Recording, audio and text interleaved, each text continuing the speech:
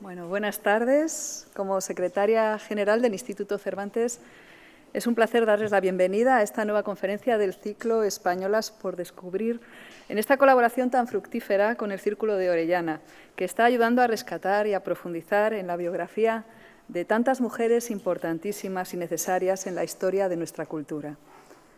Para el Instituto Cervantes resulta fundamental esta labor, que forma también parte de nuestra programación cultural, y por ello de nuevo quiero dar mi enhorabuena al Círculo de Orellana por este ciclo que ya suma su 5ª edición. Y hoy además hablamos de una española destacada en el ámbito de la producción científica, por lo que es doblemente importante su reconocimiento. A menudo este ciclo está centrado en mujeres valiosas de periodos lejanos, cuyo olvido podemos entender como consecuencia de valores de otras épocas. Pero la sesión de hoy se va a dedicar a una persona plenamente contemporánea, María Gonenburger, matemática cuyas investigaciones le granjearon una merecida admiración por parte de los especialistas más reputados del planeta. Y a pesar de ello, todavía no es suficiente conocida y reconocida en nuestro país fuera de los círculos especializados.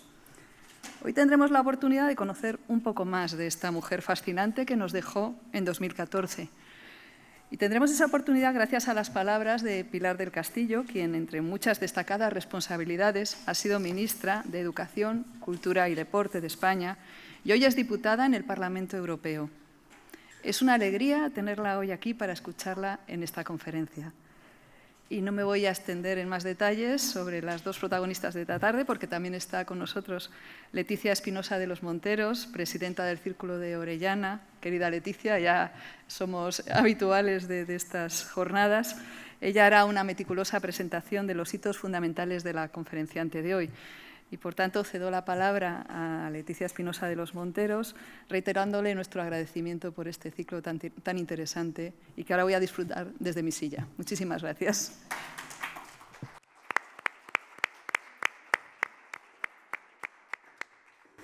Buenas tardes a todos y bienvenidos a este nuevo encuentro del 5º ciclo de Españolas por Descubrir, que hoy hace el número 45 de los encuentros y está dedicado, como saben, a una gran científica, a María Gonenburger. Querida Carmen, querida secretaria general, muchísimas gracias por tus palabras. Es un placer estar una vez más en esta sala que para nosotras tiene un significado tan especial, y lo es porque juntos, de la mano con el Instituto Cervantes, estamos haciendo un gran recorrido, en el que vamos viendo diferentes mujeres todas ellas increíbles por lo que han aportado a nuestra sociedad. Querida Pilar, muchísimas gracias por estar con todos nosotros, por haber querido participar en Españolas por Descubrir, por haber hecho un hueco en tu agenda tan ligada a Bruselas cuando nuestra secretaria general, Regina Plañol, te ofreció esta posibilidad. Para nosotros es un honor el tenerte, porque eres una mujer dedicada y con una experiencia a la función pública desde la excelencia, y, por tanto, el que estés hoy con nosotros haciendo a una científica española, presentando una científica española, realmente para nosotros es todo un orgullo, Pilar. Así que muchísimas gracias. El Círculo de Orellana tiene como misión visibilizar el talento femenino, convencidas de la importancia de generar referencias que inspiren a las nuevas generaciones. Visibilizar ejemplos de grandes mujeres es fundamental porque para seguir avanzando es necesario revisar nuestro pasado. Nosotras, nuestra generación, las generaciones que estamos ahora trabajando, no partimos de cero, porque hay muchísimas mujeres que nos han ido abriendo puertas muy diferentes, muy diversas, y que lo han ido haciendo desde hace muchos años. Y por eso, precisamente, queremos mostrar que sus vidas y sus obras lo queremos mostrar como reconocimiento de toda una vida dedicada a una pasión realizada con mucho esfuerzo y con mucho compromiso. viviendo momentos de alegrías y de satisfacciones, pero también otros momentos dolorosos, de incomprensiones y soledades, y eso también hay que decirlo. Las mujeres de este programa son todas muy diferentes unas de otras, pero todas actuaron con valentía, con decisión, sin miedo y con grandes dotes de ilusión y de compromiso, logrando lo que no era tan sencillo, y por eso les debemos mucho. Para nosotros es una gran satisfacción poder aportar sus referencias a través de este programa, que es un programa de carácter divulgativo. Durante estos 5 ciclos han sido muchas las personas que nos han ido descubriendo y que nos siguen nuestra actividad. Y por ello quiero también dar las gracias de nuevo al Instituto Cervantes, porque gracias a esa colaboración, gracias a esa gran alianza, sus nombres, sus vidas y sus obras están llegando muy lejos. Y animadas por el público que tanto nos apoya, nos sigue y nos infunde energía para continuar este programa, que está concebido desde el voluntariado, las socias fundadoras del Círculo de Orellana damos un paso más, ampliando nuestra oferta para continuar divulgando el nombre de tantísimas mujeres con la primera publicación de Españolas por descubrir. Una publicación que está a punto de ver la luz. Y esperamos que en el próximo mes de junio pueda estar ya incluso a su disposición. Gracias a todos ustedes por acompañarnos desde lugares tan diversos y distantes. Y desde luego quiero agradecer también muy especialmente a muchas personas latinoamericanas que nos siguen y que además nos lo van contando.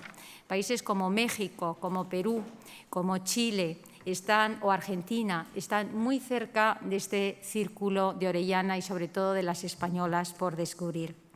Así que antes de presentar a nuestra ponente, quiero también saludar a unas personas que nos están acompañando en esta sala. Creo que es importante, ya lo saben ustedes, que nosotros, además de la presencia de los ponentes, intentamos reunir algunos testimonios en torno a las mujeres que tratamos. Por eso, tener con nosotros la Real Academia de Ciencias, representada por Manuel de León, o la Real Sociedad Matemática de España, representada por su presidente, es también un honor, y el poderles escuchar después con algún testimonio que nos puedan dar. También hay otras personas que en estos momentos no pueden estar presencialmente en este encuentro, pero sí lo están haciendo virtualmente a través del portal del Instituto Cervantes. Y también les quiero dar las gracias, y empezando por la familia de María Bonenburger, que desde Galicia sé que nos están acompañando en estos momentos, su hermana Amparo y su sobrino César Bonenburger. Gracias, porque además sé que han hecho por divulgar también este encuentro. Y también a las profesoras de la Universidad de La Coruña, que de alguna manera después ya les iré yo introduciendo, pero tenemos una serie de testimonios de ellas que luego los podremos compartir con todos ustedes. Ahora sí voy a dar unos brevísimos apuntes de Pilar del Castillo. Pilar, porque, claro, Pilar, quien no conoce a Pilar del Castillo, pero ya saben que a mí me gusta siempre dar unos breves apuntes biográficos. Pilar es eurodiputada desde el 2004, llegó a Bruselas después de ser ministra de Educación, Cultura y Deporte entre los años 2000 y 2004, y antes había sido también directora del Centro de Investigaciones Sociológicas en los años 1996, año 2000. Ella, antes de estos cargos, había desarrollado una intensa carrera académica. Doctora en Derecho, cursó un máster en Ciencia Política en la Ohio State University con una beca Fulbright y en el año 1994 obtuvo la cátedra de Ciencia Política. A lo largo de estos años ha desarrollado una densa actividad parlamentaria centrada en el desarrollo de las tecnologías digitales y de las telecomunicaciones, en el marco de la Comisión de Industria, Tecnologías Digitales, Telecomunicaciones, Energía, Investigación, e Innovación, ITRE. Esa actividad le ha convertido en una interlocutora de referencia para la Comisión Europea, las representaciones permanentes de los Estados miembros de la Unión Europea y, en general, los principales stakeholders del sector. Por citar solo un ejemplo conocido, fue ponente del reglamento sobre el mercado único de las telecomunicaciones, que supuso el final del roaming y la primera legislación europea sobre la neutralidad en la red.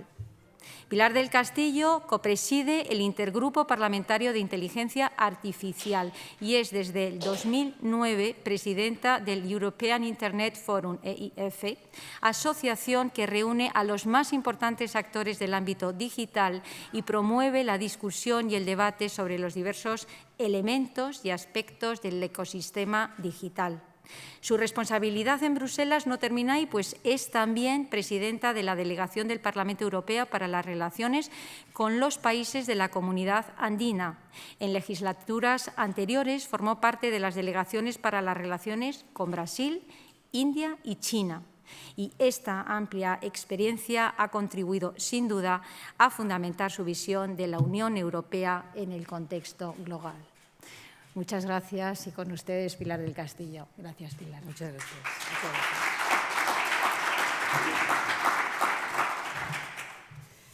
Pues muy bien, buenas tardes. Es un verdadero placer estar en el Instituto Cervantes, en esta sede extraordinaria de esta institución tan extraordinaria para España. Lo primero es dar, desde luego, las gracias al Círculo Orellana, las gracias a Leticia Espinosa de los Monteros y a Regina Plañol, presidenta, la primera, secretaria general, la segunda del Círculo de Orellana,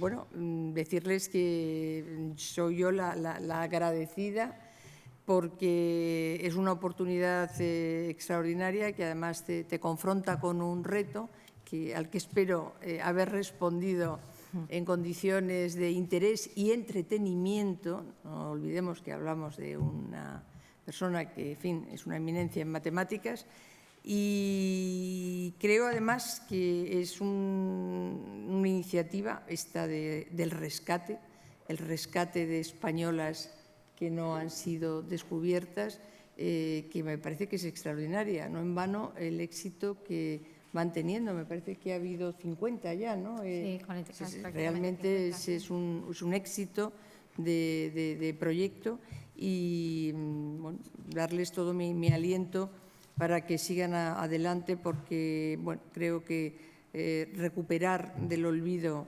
y de alguna manera insertar esas vidas profesionales y personales en una memoria común es algo que es muy necesario, porque si no se van quedando trozos importantes de nuestra historia y de sus personajes, muchas veces muy eminentes y muy poco conocidos, se van quedando bueno, de alguna manera detrás de una niebla densa, ¿no?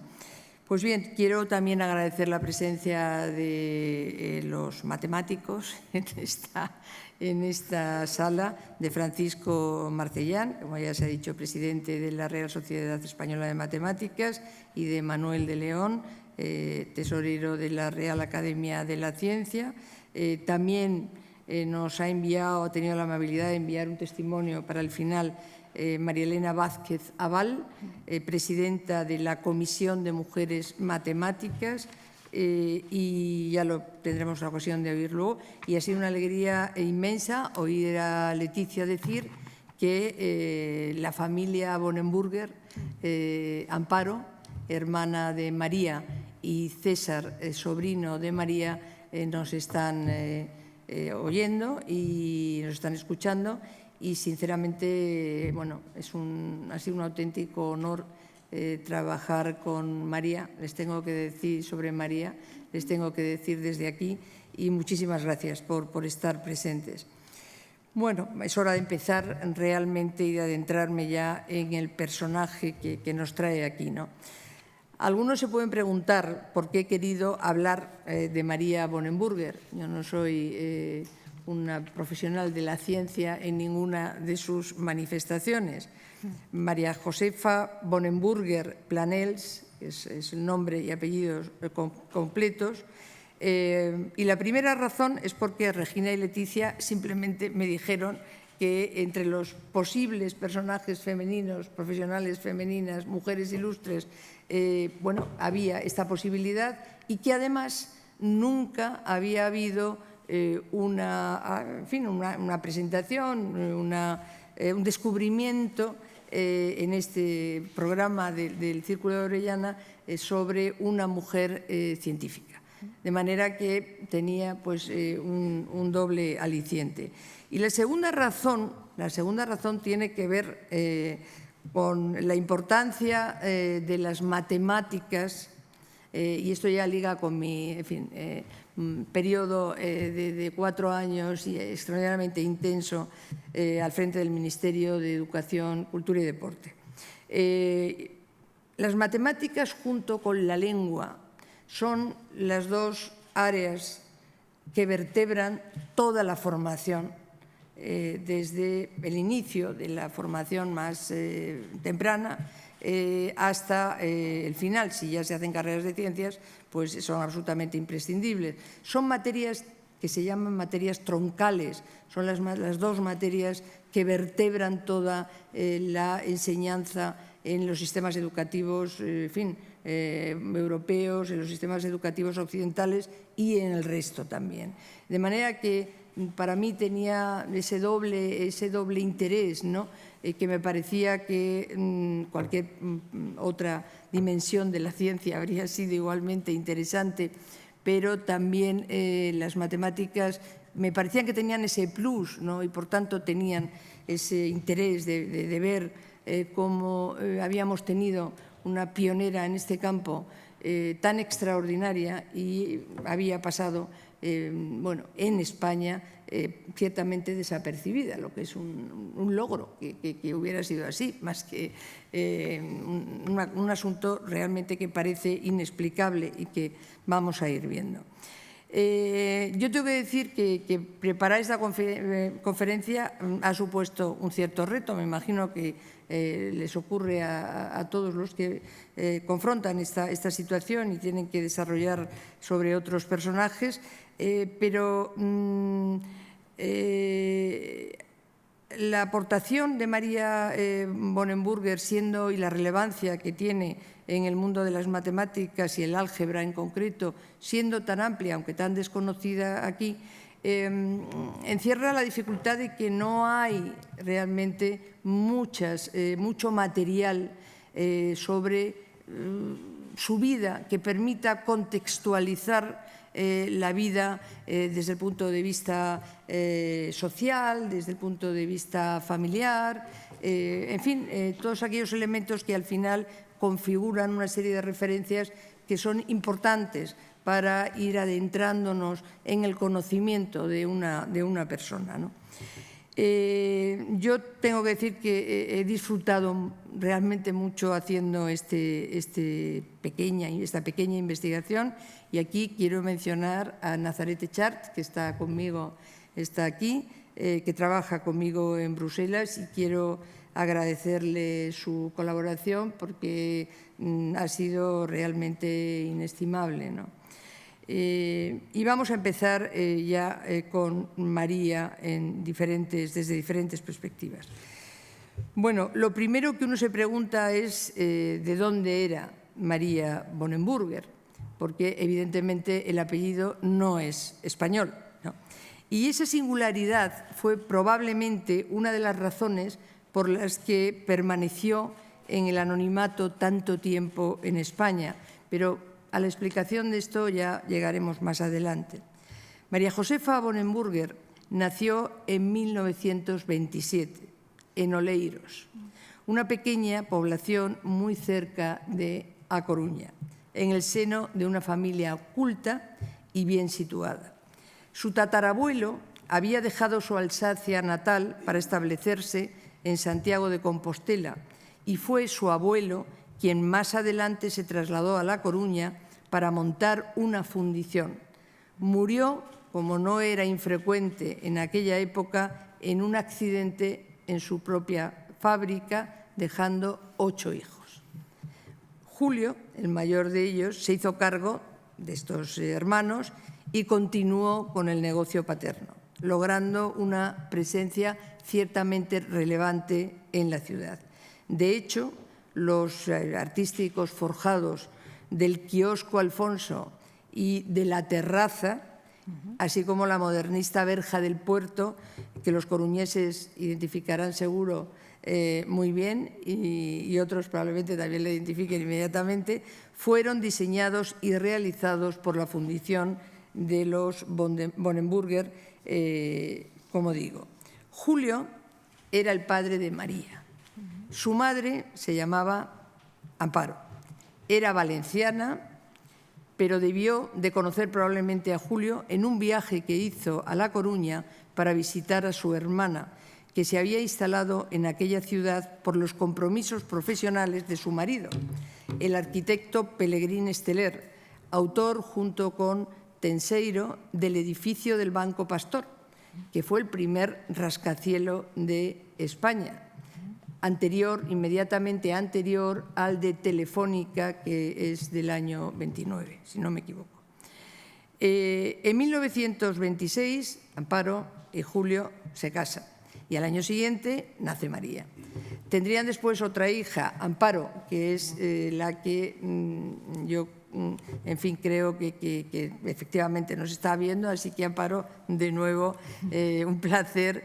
Y como digo, Amparo, que vive y a la que desde luego vuelvo a mandar un cariñoso recuerdo desde aquí.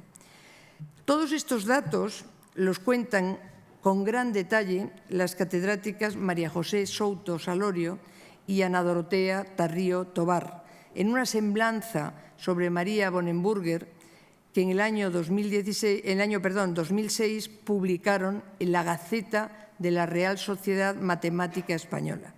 Se trata del texto más completo que hay sobre la figura de nuestra protagonista. En él se basa la mayor parte de los artículos que sobre ella se han publicado y tengo que decir que en buena parte también esta conferencia. Pero volvamos a los años en los que nació María, los años 20, ¿no? Los felices años 20. ¿Qué estaba pasando en el mundo cuando nació María? Así que, ¿cuál es el contexto en el que María, el contexto mundial, el contexto global en el que María viene al mundo? Pues bien, Estados Unidos, tras la Primera Guerra Mundial, vivía un periodo de bonanza económica que alcanzaba pues, a todos los ámbitos. Son los años de esplendor en las artes y del comienzo, por otro lado, de un cambio de costumbres. Y vayamos a ver otros aspectos de los años 20 que son bastante icónicos, diría yo. En 1927 se estrena la mítica Metrópolis de Fritz Lang. La BBC realiza su primera retransmisión televisiva. Se realiza también la primera llamada telefónica transatlántica entre Nueva York y Londres. Y Charles Lindbergh llega a París en el primer vuelo transoceánico de la historia. Desde el punto de vista de las matemáticas, en los años 20, Emmy Noether, que es quizá la más conocida para los no especialistas de las antiguas matemáticas, de las primeras matemáticas, considerada por Albert Einstein la mujer más importante de la historia de la matemática, se centra en el estudio de las álgebras no conmutativas que tendrían gran influencia en el trabajo posterior de María.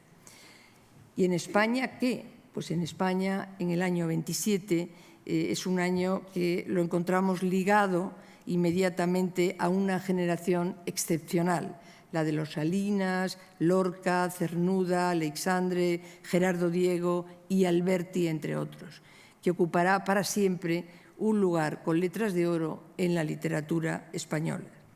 Pero son años convulsos también. La monarquía de Alfonso XIII está a punto de caer para dar paso a la proclamación de la Segunda República.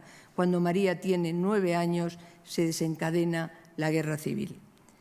A pesar de la guerra y de la convulsión política, María recordó siempre su infancia como una época feliz.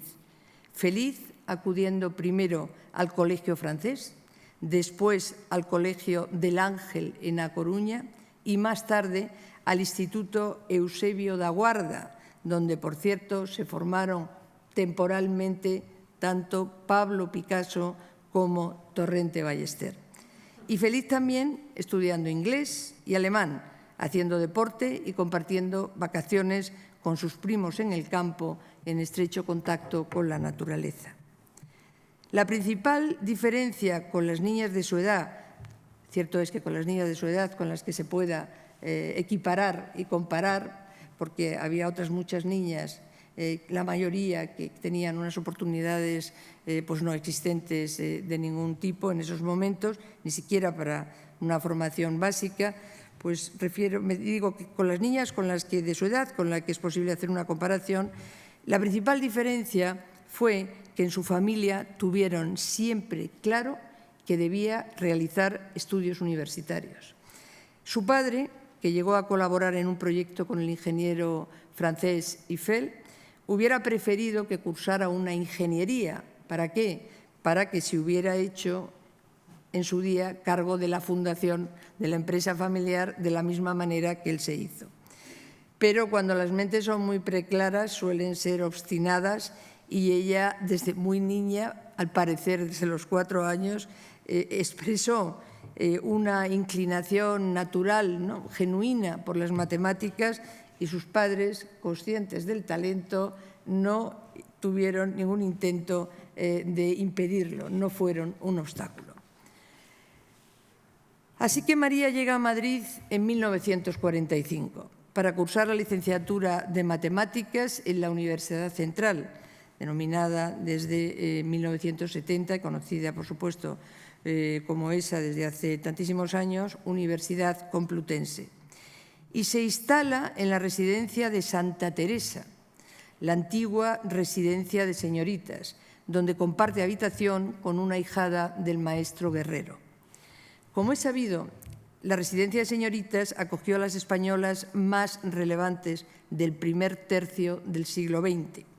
Fundada por la excepcional María de Maeztu, su misión fue proporcionar no solo alojamiento a las estudiantes universitarias que iban llegando de toda España, sino también constituirse en un entorno académico y cultural que ofreciera a las alumnas una formación complementaria, como sucedía en los colleges femeninos anglosajones en los que se inspiró.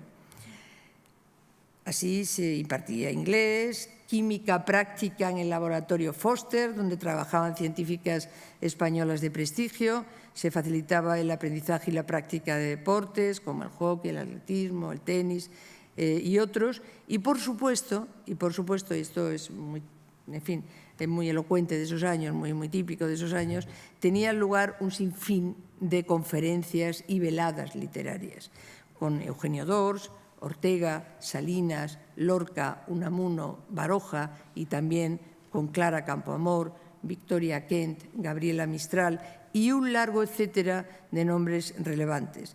La residencia de señoritas se convirtió así en una institución fundamental para la historia de la educación de las mujeres españolas.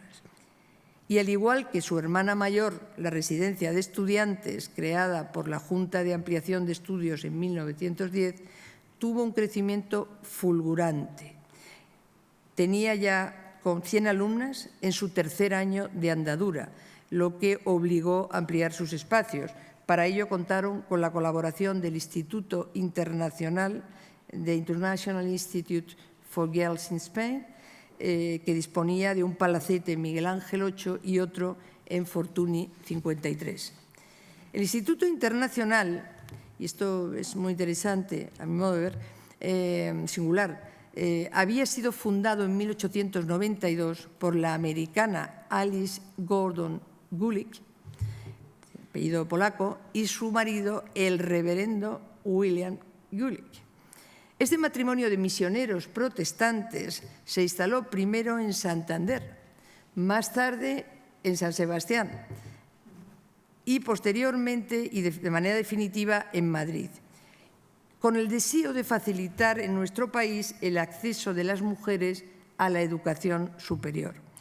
Para ello, compraron el palacete de Fortuny y el terreno circundante y se pusieron a la tarea de crear un campus al estilo americano, contando con la ayuda de un importante número de profesoras graduadas en colleges americanos. Pues bien, la voluntad reformista de la institución libre de enseñanza que inspiraba los pasos de la residencia de señoritas contaba de esta manera con un aliado estadounidense que trasladó a España toda una red de relaciones con el mundo académico norteamericano, lo que sin duda acabó teniendo un impacto en el contexto universitario femenino de aquella época. ¿De qué tipo? Pues para empezar, otros aires, otras miradas, otras perspectivas, venía con todo aquello, ¿no? El caso es que la relación entre ambas instituciones fue muy estrecha, pero todo aquello acabó con el estallido de la Guerra Civil. María de Maeztu hubo de exiliarse en 1936. Las residentes fueron evacuadas a Valencia y ya no hubo forma de retomar el proyecto. En 1940, terminada la guerra, la Junta para la Ampliación de Estudios fue disuelta y la residencia de señoritas se transformó en el Colegio Mayor Teresa de Cepeda. Posteriormente, Teresa de Jesús, bajo la dirección de Matilde Marquina, mujer de confianza de Pilar Primo de Rivera. Cuento todo esto para situar la llegada de María Bonenburger a Madrid en 1945. Aunque el edificio seguía siendo el mismo que antes, no cabe duda de que el carácter de la formación que allí se prestaba y se iba a prestar no tenía mucho que ver. Era ya otra época, aunque me gustaría pensar que el recuerdo de lo que aquella institución había llegado a ser, de alguna manera permanecía, tenía vida dentro de aquellas paredes.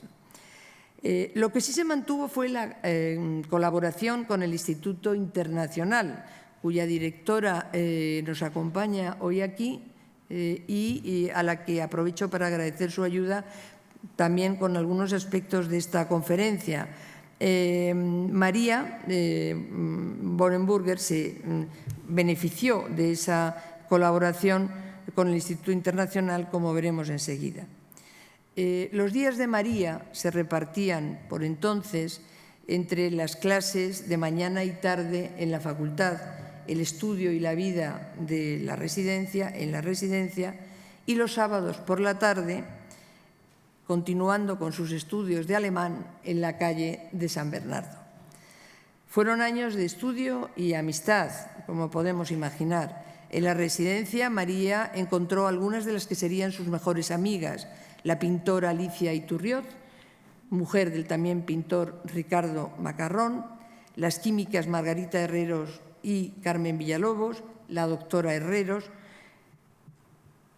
Hay que decir que con seguridad, ahora como entonces, la amistad es un regalo, pero tratemos de imaginar lo que tuvo que significar para aquellas universitarias contar con buenas amigas, compañeras, con intereses académicos y vitales similares en esos años tan complicados, en esas edades tan decisivas y en un entorno tan singular como la residencia de señoritas, ¿no? Sin duda debieron tejerse complicidades secretas, recuerdos compartidos y al final todo un equipaje de vida se llevaban de ello, ¿no? El caso es que María comenzó a destacar muy pronto. Se hizo conocida en primer lugar por una costumbre nada frecuente y es que nunca tomaba apuntes en las clases. Escuchaba y al terminar, ya de vuelta a la residencia, escribía sus propios apuntes.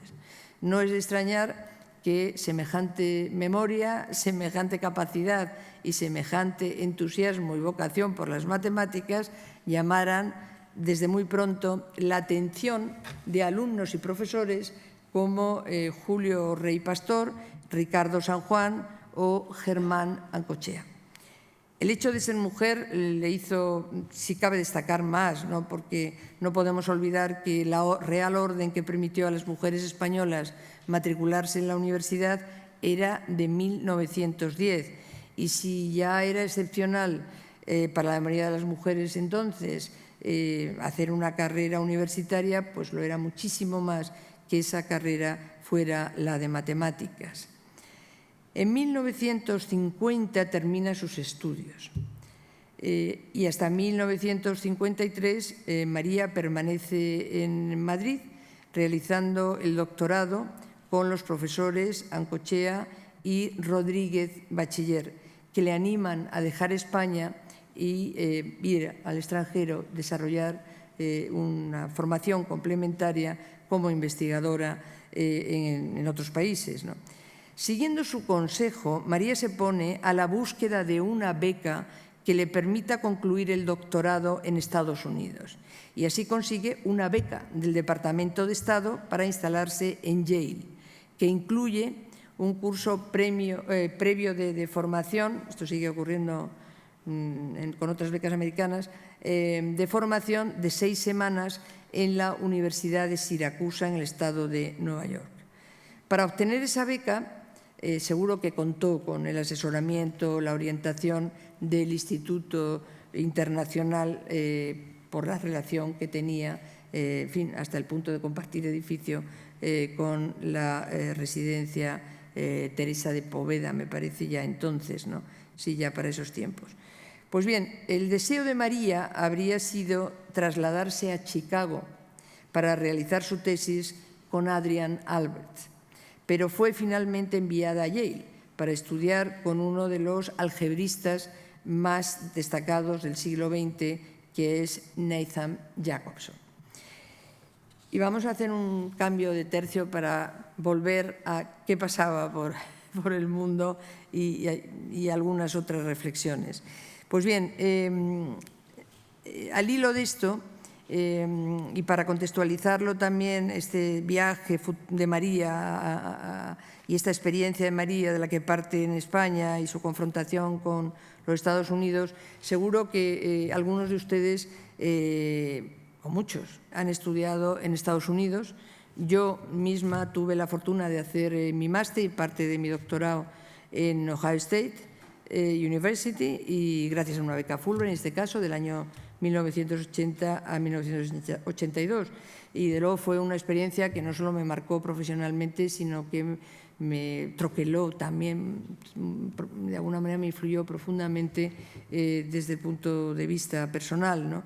Y si eso sucedía en los 80, y yo estoy segura que sigue sucediendo ahora con que aquellas personas jóvenes que con distintos tipos de becas van a estudiar a Estados Unidos, hay que imaginarse lo que pudo suponer para aquella universitaria 30 años antes y además con su experiencia de la posguerra.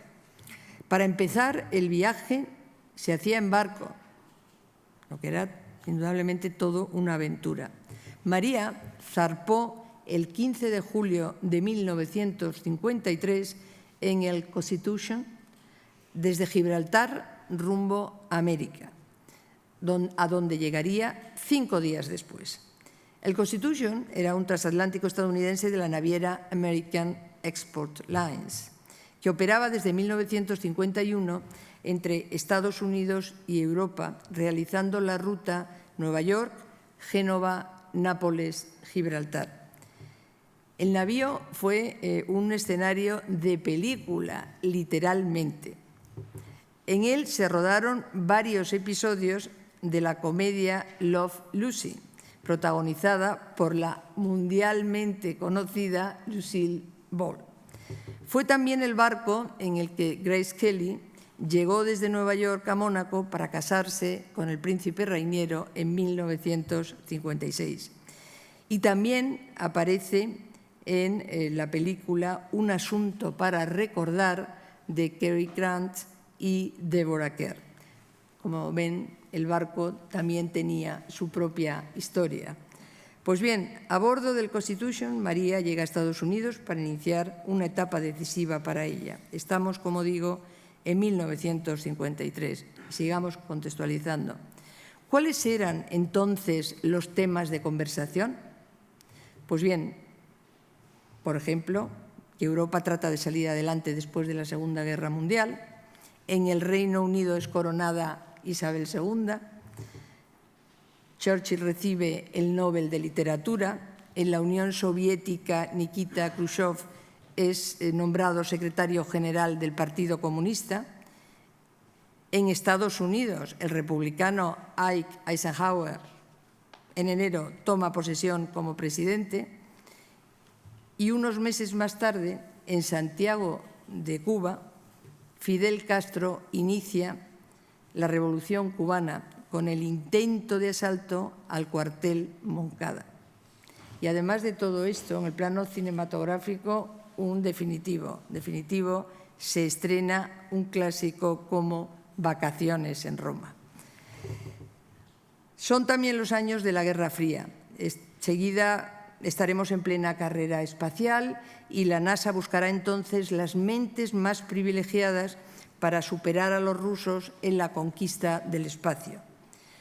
No puedo aquí evitar acordarme, me pasó cuando pensaba sobre todo esto, de la película Figuras ocultas, que cuenta la historia de la matemática afroamericana Katherine Johnson y sus dos colegas, Dorothy Vaughan y Mary Jackson, que trabajaron en la división segregada de cálculo del ala oeste del Centro de Investigación de Langley de la NASA. Y gracias a cuyos cálculos, John Glenn se convirtió en el primer astronauta estadounidense en hacer una órbita completa a la Tierra. Ese es el contexto de conversación en el que María llega a Yale. En 1957 se doctora con una tesis titulada On the Group of Similitudes and its Projective Group, dirigida por Nathan Jacobson, como antes he señalado. Ese mismo año, por falta de financiación para continuar sus estudios en Estados Unidos, regresa a España y empieza para ella una carrera de obstáculos.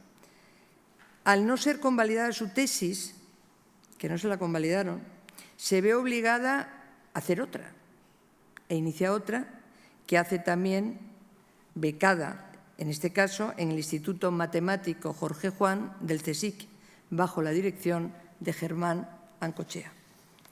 Y lo cierto es que, aunque esta nueva tesis fue defendida y publicada con el título Representación espinorial de los grupos de semejanza, María no logró obtener el título de doctora por motivos administrativos que yo no he llegado a descubrir. Es una cosa tan sobresaliente y lamentable como esta, ¿no? 2 doctorados y ninguno oficialmente reconocido. Pero donde se cierra una puerta dicen que se abre otra y en este caso es María quien con voluntad y enorme tesón y esfuerzo las va abriendo. Se presenta una nueva oportunidad. El profesor Israel Halperlin le ofrece la oportunidad, la posibilidad de trabajar con ella en la Queen University en Ontario, Canadá, y allí va a permanecer 2 años y desde allí se traslada a la Universidad de Toronto, donde pasa 4 años más. En Ontario, María fue la única mujer profesora de matemáticas en la universidad, una circunstancia a la que tendría que acostumbrarse durante su carrera académica. Al final, igual que tuvieron que afrontar otras matemáticas contemporáneas suyas, como la mencionada ya Emmy Noether, Olga Taussky-Todd, Hannah Newman o Marjorie Lee Brown. En aquella época surge, estando en Ontario, un nombre que será fundamental en la trayectoria de María, Robert Moody. Los legos en la materia, como yo, no tienen por qué saber como yo no sabía que se trataba de tan reconocidísimo algebrista. Fue el primer estudiante al que María, además, dirigió la tesis en Toronto. Realmente ella se estrena allí con este estudiante en la dirección de las tesis y ella solía recordar la sorpresa que le produjo que Moody la eligiera, siendo la única mujer del claustro y encima extranjera, porque allí sí sabían que era extranjera, no como aquí, que no sabían nada, ¿no? Y su relación sería una relación larga y realmente duradera y fructífera, ¿no? Pasado unos años, María decide trasladarse a Estados Unidos con el fin de facilitar los viajes de su familia, especialmente de su madre. Pasa un año en la Universidad de Buffalo y desde allí se traslada a Indiana, donde ejercerá ya como full professor hasta su regreso a España. ¿Querría haber María vuelto a España? ¿Habría hecho...? Es decir, ¿cómo podemos imaginar que viviría esto, ¿no? ¿Hubiera querido, ¿no?, volver a su país antes para continuar aquí con la docencia y la investigación? Pues probablemente habría querido, pero al final yo creo que ella vivió la vida que quiso vivir, una vida dedicada a la ciencia, que era lo más importante para ella, ¿no? Se fue al lugar adecuado en el momento oportuno. En la Universidad de Indiana se desarrollaba en esos momentos, igual que en otras universidades americanas, una intensa vida académica e investigadora. Huelga decir que, por otra parte, la retención del talento no era entonces una preocupación en España. Hoy apenas lo sigue siendo, pues hay que imaginarse lo que era entonces. Y mientras en Estados Unidos pues todo eran oportunidades, ¿no? Y si las matemáticas era su pasión de vida, ¿cómo vas a renunciar a ello, ¿no? Es decir, que era todo encajaba, ¿no?, en las decisiones. Pues bien, vayamos a la contribución de María a la ciencia. Como se pueden imaginar, sería para mí algo más que osado pretender aquí explicar con detalle las distintas aportaciones de María Bonenburger al álgebra. Y bueno, me remito al texto de Souto y Tarrío, que ofrece una visión realmente comprensiva de su faceta estrictamente matemática, ¿no? Déjenme decir algo, no obstante, que María Bonenburger fue una experta en teoría de grupos y en grupos de semejanza en el álgebra de Clifford, pero sobre todo fue conocida por sus desarrollos en álgebras de Lie. Dirigió 8 tesis doctorales, entre ellas, como ya he mencionado, la de Robert Moody, de ahí que a Bonenburger se le considere la madre de la influyente teoría de Kac-Moody, con la que se introducen nuevas álgebras que después de los años 70 han tenido muchísimas aplicaciones en distintos campos de las matemáticas y de la física teórica. La foto de María, que tienen ahí, si no me equivoco, con sus 8 discípulos que Souto y Tarrío incluyen en su semblanza, es una de las que me parecen más elocuentes, porque es ilustrativa de cómo debió ser la relación con sus alumnos y de sus alumnos con ella. Los textos que he tenido oportunidad de revisar subrayan que fue una profesora vocacional, capaz de transmitir su entusiasmo por las matemáticas y lograr que cada alumno alcanzara su máximo potencial. No escatimaba ni tiempo ni atención y disfrutaba con los estudiantes. De la complicidad y el pozo que dejó en sus discípulos, yo creo que da testimonio esta foto. Y llegamos a 1983. María regresa a España para cuidar a su madre enferma. Este viaje tiene un carácter definitivo. Lo abandona todo con 56 años. Y aunque en La Coruña continúa dedicando tiempo a la que siempre fue su gran pasión, su carrera académica concluye ahí, en medio de un enorme silencio que dura 20 años. La pregunta es, ¿por qué si María Bonenburger era una figura importante para los algebristas de todo el mundo, incluido, claro está, los españoles, su figura permaneció tanto tiempo en ese anonimato. Su nombre aparecía siempre junto a los de Nathan Jacobson, Israel Halperlin y Robert Moody. Parece probable que por su apellido, quizá esta sea la explicación, pues nunca sospecharan que pudiera ser española, lo cual no deja de ser sorprendente, sobre todo aquí, porque el que había venido era su tatarabuelo, es decir, que no estamos hablando de algo muy reciente, ¿no? Y que hubiera nacido fuera. Pues bien, sucedió entonces que en 2002 el catedrático de Geometría de la Complutense, Fernando Gaeta, que había coincidido con ella en Búfalo, acudió a un congreso de geometría algebraica en Santiago de Compostela y se extrañó de no encontrar allí a María Bonenburger. Nadie la había invitado, siguiendo con las sorpresas. Claro, si no la conocían, si no era visible, nadie la había invitado. Y en una conversación con las catedráticas Souto y Tarrío, comprobó efectivamente Fernando Gaeta que nadie tenía noticias de María, lo cual fue una revelación sorprendente. Me imagino el impacto que le producía a alguien como Gaeta, que la había conocido en Búfalo y sabía de su notoriedad, ¿no?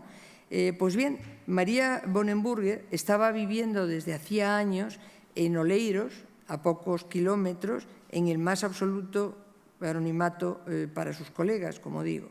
Las profesoras Tarrío y Souto contactaron con ella y fueron las responsables de desvelar el nombre de María Bonenburger a la comunidad científica española. Su aportación ha sido, en ese sentido, valiosísima y, desde luego, yo les quiero mostrar desde aquí mi personal reconocimiento y gratitud porque esto se haya producido, ¿no? En sus entrevistas con ella descubrieron una mujer pues, de gran inteligencia, con una pasión por la ciencia y una capacidad para transmitirla enorme, y como he leído en algún texto sobre ella, con una gran fortaleza mental para seguir un camino vocacional y superar todos los obstáculos en la España de posguerra. Entonces, sobre todo, se presentaban con especial intensidad para los investigadores y muy singularmente en el caso de las mujeres. Era una figura menuda y discreta, pero dentro escondía un gigante, un verdadero referente, ¿no? A partir de ese texto, los reconocimientos se fueron encadenando uno tras otro. La Real Sociedad Matemática Española la nombra socia de honor en el 2007 y ese mismo año la Xunta de Galicia crea un premio que lleva su nombre, con el que en cada edición se reconoce a alguna profesional gallega con méritos destacados en los campos de la ciencia o la tecnología. En el 2010 recibe el doctorado honoris causa por la Universidad de A Coruña. Hoy tiene un parque con su nombre en Oleiros. En La Coruña, una calle lleva también su nombre y un monolito la recuerda en el Paseo de las Ciencias del Parque de Santa Margarita. A ella no le importó el retraso con el que llegaron esos reconocimientos. Como contó a La Voz de Galicia su sobrino César Bonenburger, director artístico hoy de la Ópera de A Coruña, jamás mostró ni más leve sombra de amargura por no haber cumplido su primer deseo, aportar sus conocimientos a la Universidad Española. No tenía tiempo para la melancolía, su curiosidad infinita lo ocupaban por completo. Esa curiosidad e interés por un fin de cosas era un rasgo fundamental de su carácter desde niña, en el deporte, en la música, el cine, la lectura, hasta el yoga y el tai chi, cuando en España nadie lo practicaba, formaban parte de su vida y la acompañaron siempre. Los que la conocieron destacan, además de su enorme inteligencia, su carácter siempre amable, su entusiasmo, su gran sentido del humor, su cercanía y su sencillez. Una mujer alegre, como se desprende de una frase que Souto y Tarrío recogen en su semblanza y han hecho, ha hecho fortuna en muchos de los textos que se han publicado sobre ella. No tanto, porque hay, son bastante escasos. La frase es: tengo tendencia a ser feliz. Reconozco que estas palabras me impresionaron, ¿no? Me cautivaron, ¿no? ¿Qué hay detrás de todo eso? Pues yo creo que lo que hay detrás es que descubren una actitud ante las circunstancias personales y ante el mundo lleno de optimismo y serenidad. La actitud de quien considera que la vida no tiene deudas con uno. Y por eso he querido precisamente titular esta conferencia La felicidad de las matemáticas, porque quizá fuera así, yo tiendo a creerlo, quiero creerlo, como a ella le hubiera gustado que se le recordara. Y termino ya. Estoy segura de que muchos de ustedes conocen la obra del filósofo Javier Gomá. En su libro, La imagen de tu vida, aborda el concepto de ejemplaridad póstuma, que remite a la verdad de una persona fallecida que merece la pena rescatar del olvido y a la necesidad de hacer justicia a la individualidad de alguien. Pues bien, me gustaría creer que con esta intervención he podido contribuir un poco a la ejemplaridad póstuma de María Josefa Bonenburgo Planells. Muchas gracias.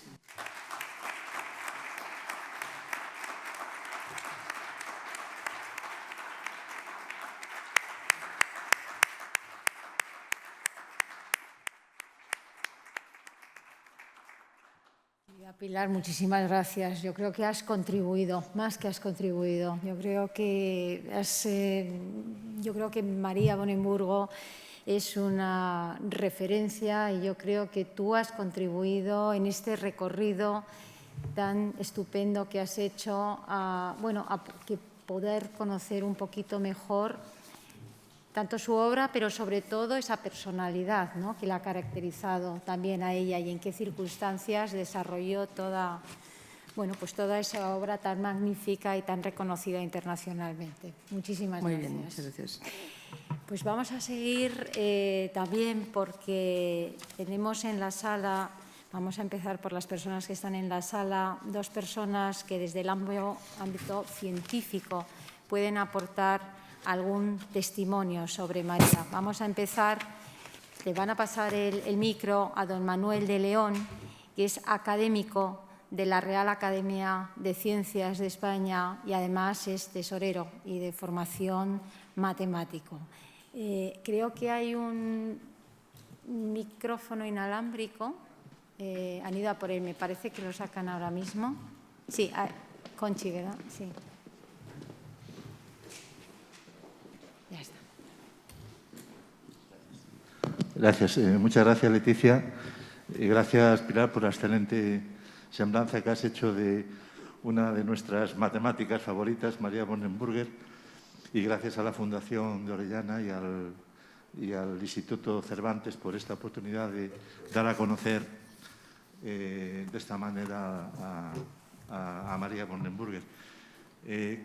Yo quiero decir que en el año 83 yo estaba todavía, era profesor en la Universidad de Santiago de Compostela, en la Facultad de Matemáticas, pero no conocíamos la existencia de María Bonenburger. Ojalá la hubiéramos conocido entonces, porque hubiera sido fenomenal contar con ella en la facultad, pero no fue así. Yo creo que probablemente su apellido, que ella se fue a Madrid, la falta también de presencia internacional de los matemáticos españoles en esa época, no eran tantos los matemáticos que participaban en congresos internacionales, sobre todo en Estados Unidos, pues hizo que su nombre fuera reconocido como matemática, pero no como matemática española y además gallega. Fue gracias efectivamente a Federico Gaeta que se pudo reconocer a María y a su obra, y luego pues la labor de María José Souto y de Ana Tarrío fue extraordinaria. La entrevistaron en su casa y luego publicaron ese artículo en la Gaceta y nos dio a conocer a todos la existencia de María. Yo tengo que reconocer que yo conocí a María Bonenburgo en el año 2007. En el año 2007, además del nombramiento de socia de honor de la Sociedad Matemática Española, María fue nombrada socia de honra de la Asociación Galega de Profesores de Ensino de Matemáticas, AGAPEMA, a la vez que yo mismo también fui nombrado pues, socio de honra, y nos dieron a los dos en el mismo acto, en el mismo lugar, el diploma reconociendo esa sociedad de honra.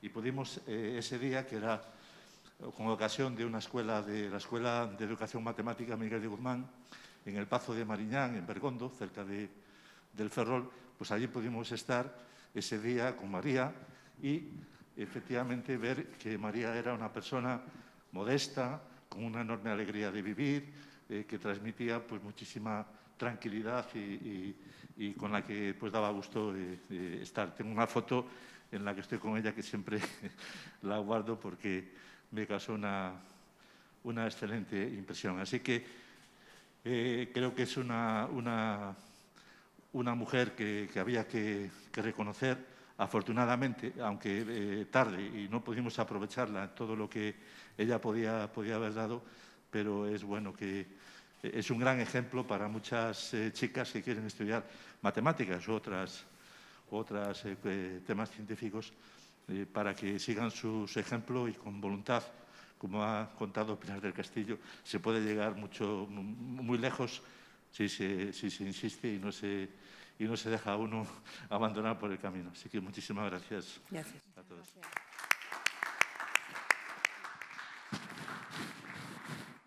Muchas gracias, Manuel. Bueno, pues ahora tenemos al presidente de la Real Sociedad Matemática de España, el doctor Francisco Marcellán. Muy buenas tardes. Agradezco en primer lugar, me quito el aparato por aquello de pronunciar mejor y de paso se me ve la cara de emoción que siento en este acto. Agradezco al Círculo de Orellana la oportunidad de participar en este acto. Agradezco también al Instituto Cervantes, con el cual tenemos un convenio de colaboración como Real Sociedad Matemática Española, y a Pilar del Castillo por la excelente conferencia. Yo querría ligar una cosa que me ha parecido muy interesante de la presentación de Pilar, es el contexto. Y el contexto de la matemática española en lo que se llama la edad de plata de la ciencia española, coetánea con la generación del 27, es el momento que este país vive una eclosión científica y en el cual hay una institución que juega un papel central, que es la Junta de Ampliación de Estudios. Esa Junta de Ampliación de Estudios que permite a jóvenes universitarios y universitarias españolas proseguir sus estudios en los centros de referencia europeos, fundamentalmente Francia, Alemania y Reino Unido. Hay que reivindicar que en ese contexto, en 1911, se crea la Real Sociedad Matemática Española, cuyo primer presidente fue don José de Echegaray e Izaguirre, bien conocido por todos, menos como matemático, pero jugó un papel matemático importante en nuestro país. Entre los presidentes, por aquello de buscar el árbol genealógico, figura don Leonardo Torres Quevedo y, evidentemente, personajes de gran rango como Julio Rey Pastor, etc. Los matemáticos en aquella época, en una comunidad muy reducida, la licenciatura de exactas que se llamaba en aquel momento solamente se podría cursar en 3 universidades, Zaragoza, Barcelona y Madrid, pero hay que señalar que solamente en la Universidad Central se podía defender la tesis doctoral. Como os podéis imaginar, en ese contexto es en el cual hay que situar el desarrollo previo a la vida académica frustrada, vamos a decir, en España de María Bonenburger. La guerra civil provoca exilios, de los cuales yo destacaría el de Lluís Santaló, un eminente matemático catalán que desarrolló su labor científica en Argentina fundamentalmente, y también los exilios interiores de algunos matemáticos de nuestro país, de los cuales yo podría destacar, en primer lugar, el de Julio Rey Pastor, que ha sido, digamos, el referente de la matemática española. Pero había más. Lo que pasa es que eran desconocidos. Tenemos un tema pendiente, que es lo que yo llamaría la memoria escrita y audiovisual de la matemática española. Tenemos una primera aproximación, que es un libro editado por la Real Sociedad Matemática Española, por Luis Español González, que se titula Historia de la RESME. Fue editado el año 2011 y, si están interesados, pueden contactar con la RESME porque nos da la historia escrita prácticamente de la matemática española. Contexto. Respecto a la presentación que ha hecho Pilar, yo voy a lanzar 3 mensajes. Primero, María estudió en el Instituto de Bachillerato. Y hay que reivindicar el papel que jugaron los institutos de bachillerato y los profesores en excitar la pasión científica de los estudiantes. Es una deuda pendiente que tenemos en nuestro sistema educativo.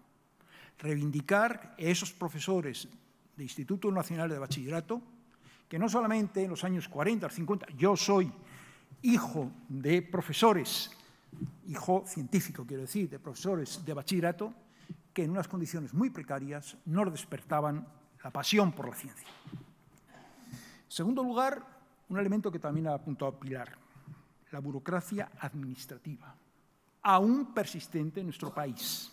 La convalidación de un título en Estados Unidos, que tendría que ser automático y además de la Universidad de Yale, que ocasionó que María tuvo que hacer una segunda tesis. Y el hecho que ha comentado Pilar, que el título no fuera reconocido hasta el año 2008, es una prueba de la insidia administrativa de este país. El hecho de irse fuera, endogamia y quizá el hecho de ser mujer. No pertenecía a ninguna, vamos a hablar en términos deportivos, cuadra científica. Y cuando alguien no pertenece a una cuadra, su tarjeta de presentación, por mucho Nathan Jacobsen, es nula, porque a lo mejor mucha gente ni conocía a Jacobsen. Y finalmente, el año 1983, cuando tiene que volver, un problema actual, los problemas de conciliación de las mujeres y de las científicas más todavía, con unos niveles de competitividad extrema que les provocan esa necesidad del dilema de prisionero: si quiero ser científica, tiene que ser a costa de mi vida. Y eso hay que ser muy fuerte para aguantarlo. Un pequeño detalle a resaltar.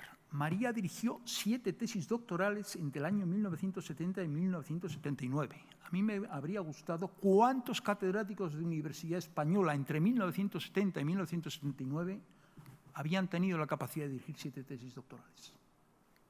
Otro ejemplo notable de su tarea.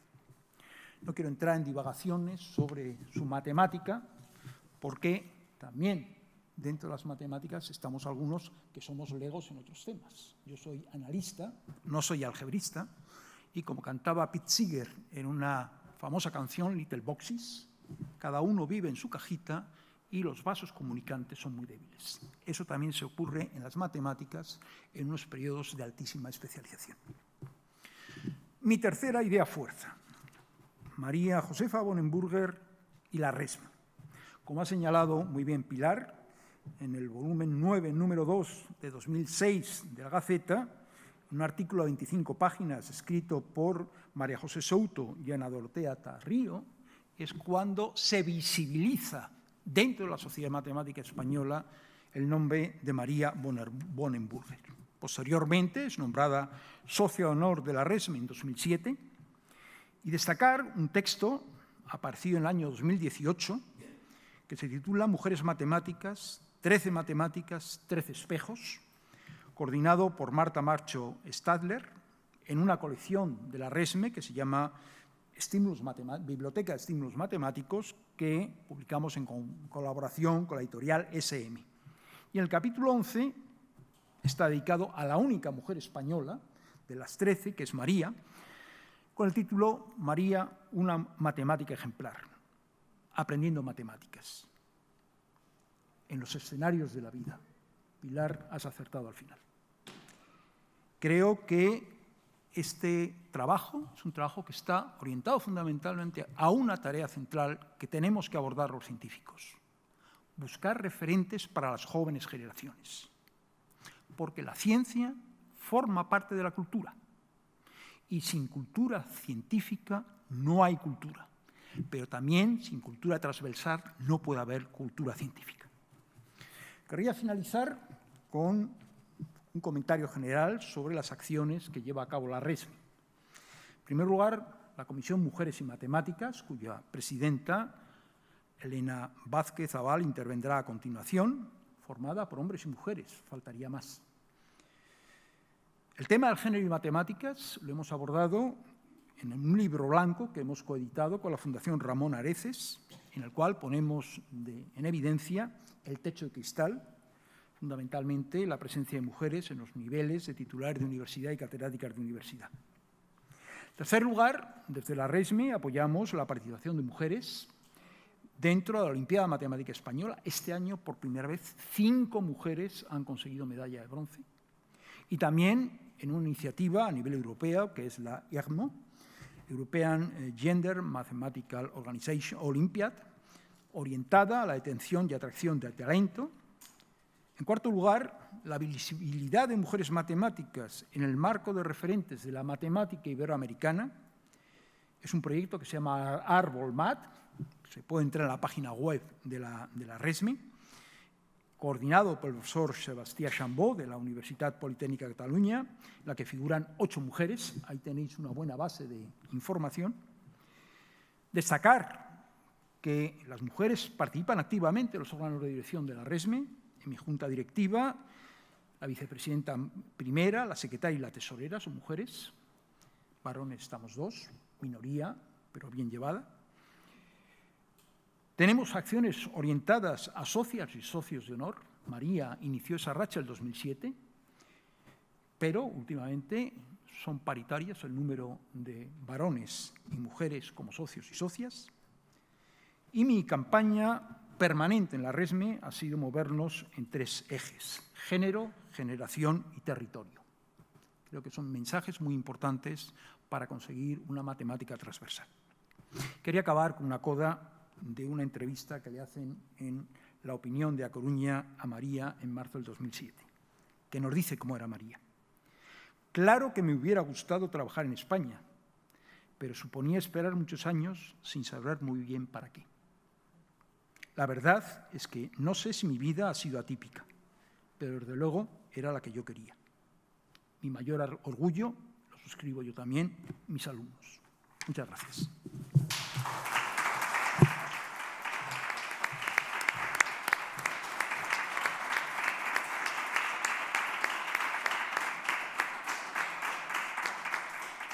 Gracias, Francisco. Precioso. Bueno, pues vamos a continuar con 3 personas, 3 profesoras de la Universidad de A Coruña que no están con nosotros físicamente, pero ellas nos han mandado también sus testimonios. Además, han sido aludidas tanto por tu intervención, Pilar, como por las distintas intervenciones.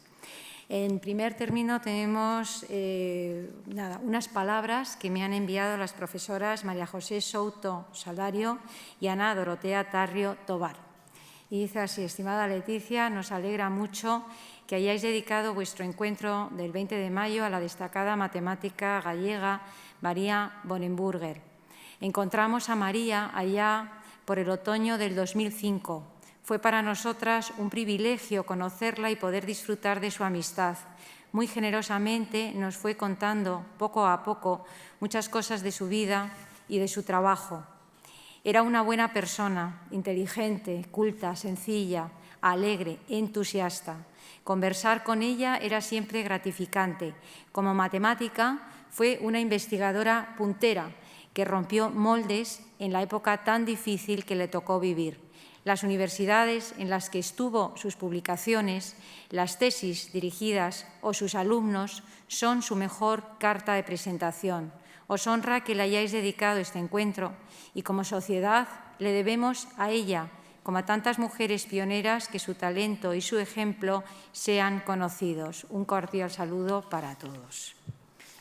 Estas palabras siguen a continuación de otro testimonio de la presidenta de la Comisión de Mujeres Matemáticas de la Real Sociedad Matemática de España, María Elena Vázquez Zabal, que le hubiera encantado estar, pero tampoco podía venir, y nos ha mandado un breve documento, un breve vídeo, que si lo pueden poner lo vemos en este momento.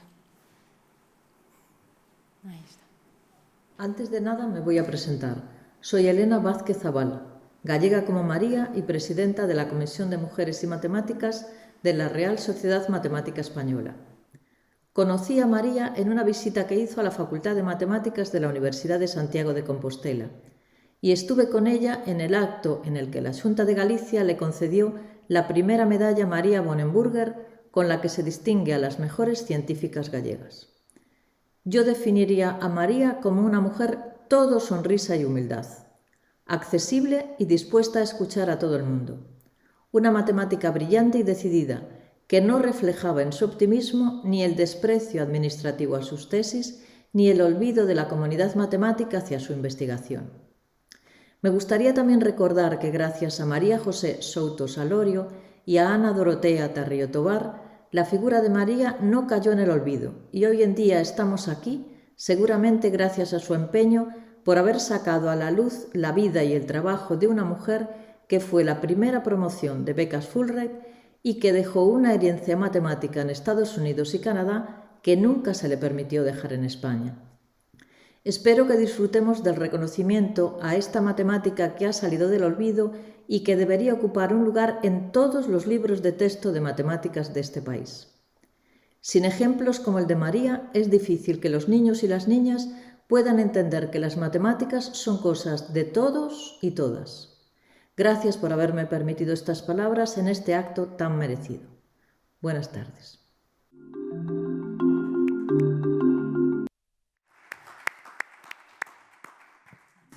Simplemente quería agradecerles a todos, la verdad, sus diferentes aportaciones. No sé, tenemos, como todos los encuentros que tenemos, la posibilidad, si alguien entre el público quiere hacer alguna pregunta a Pilar del Castillo, lo podemos hacer en este momento. No sé si surge alguna pregunta. Sí, Mercedes. Bueno, daros muchísimas gracias por la interesantísima conferencia y quizá quería hacer una pregunta que está un poco más dirigida a en qué exactamente trabajó María Bonenburger, porque me parece que has dicho, Pilar ha intentado hacer en las álgebras de Lie y en el tema de CAC, Sí. Pero quería saber si son álgebras que han tenido que ver en teoría de partículas, o sea, un poco la parte la parte específica, porque hacer un homenaje realmente al trabajo que hizo ella, ¿no? O sea, su carácter y su semblanza es fantástico, pero ella aportó algo valioso, ¿no? Y quería saber un poco más sobre ello. Le pasan el micro, Francisco. María fue trabajar en álgebra primero, en teoría de grupos, diferentes cuestiones de teorías de grupos. Su director de tesis, Jacobson, es autor de un tratado de álgebra que es un clásico de álgebra de grupos y álgebras álgebras. Y en particular, de lo que más se reconoce de ella es en el trabajo de lo que se llaman las álgebras de Kac-Moody, que es un tipo de álgebras que tienen que ver con las álgebras de von Neumann y con la teoría de von Neumann de la mecánica cuántica. Ese es el interés que tiene el trabajo de María, que fue la iniciadora. La tesis que dirigió a Robert Moody luego tuvo consecuencias. Moody fue trabajando luego con otra gente, en particular hay un desarrollo de Victor Kac, que es el otro miembro del Kac-Moody, y eso ha tenido mucha repercusión en física teórica y en mecánica cuántica. Ese es el trabajo que más se reconoce. A ver, Francisco, ¿qué quiere? Lo digo porque en física, claro, hay modelos de partículas, por eso pregunto exactamente qué.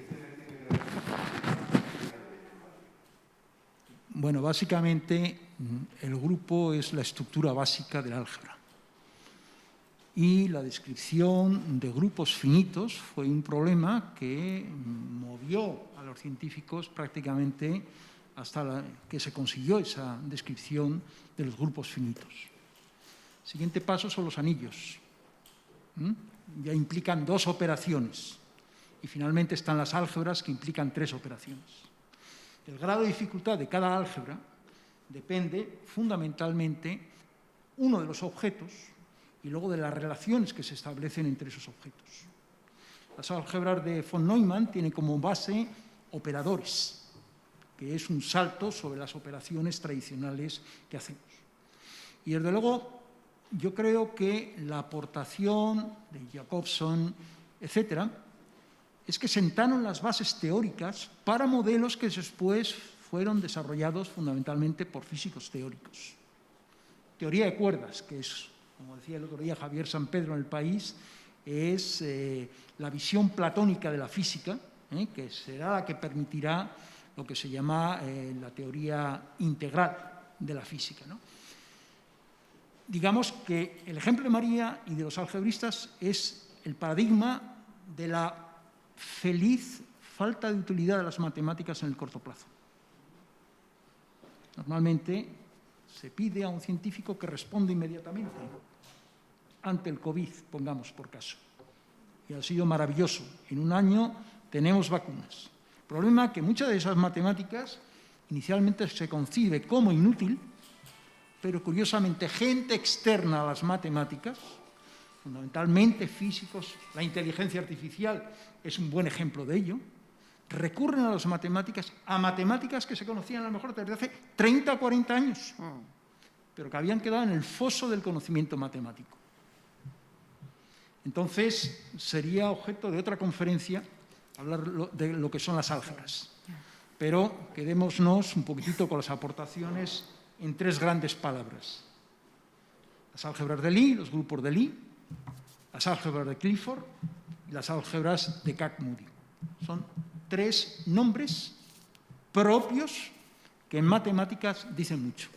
Pocos matemáticos han legado su nombre a una teoría. Como ha dicho también Pilar, a María von Neuburger se le conoce como la madre de la teoría Kac-Moody, por razones obvias. Muy bien. Muchas gracias. No sé si hay alguien más. Bueno, pues querida Pilar, te agradezco de nuevo muchísimo. Creo que estos encuentros abren la mirada a muchísima gente y yo creo que lo que nosotras tratamos es que haya gente que se inspire y siga investigando, siga estudiando estas grandes personalidades. Así que te agradezco muchísimo tu exposición, tu brillante exposición y el haber estado con todos nosotros hoy para este homenaje a María von Neuburger y esa frase tan maravillosa que tú decías, ¿no? La de tengo tendencia a ser feliz. Si me permites un momento, agradecer esta paciencia tan extraordinaria que han demostrado, decir que ha sido un placer y muchísimas gracias de nuevo a las dos y al Instituto Cervantes y también ha sido interesantísimo porque he aprendido mucho de lo que ha dicho tanto Francisco como Manuel. Para mí ha sido, yo no soy una persona de ciencias, aunque hice bachillerato de ciencias, que siempre lo llevo con honor, porque era de aquellos bachilleratos que todavía eran bachilleratos con, se podía adquirir una buena formación. Y sí, o sea, quiero decir, al final, claro, un debate entre científicos es un debate entre científicos y un debate, aquí entiendo que es un debate distinto, desde luego no habría sido yo nunca la persona adecuada para poder hacerlo, pero creo que al final entre todos, la conversación de hoy que ha sido acerca de María von Neuburger, pues nos ha llevado a compartir muchos aspectos de su sensibilidad, de su carácter, de su ser, ¿no? Al final, que creo que ha sido, por lo menos para mí, muy, muy interesante. Así que nada, muchas gracias. Muchas gracias a todos.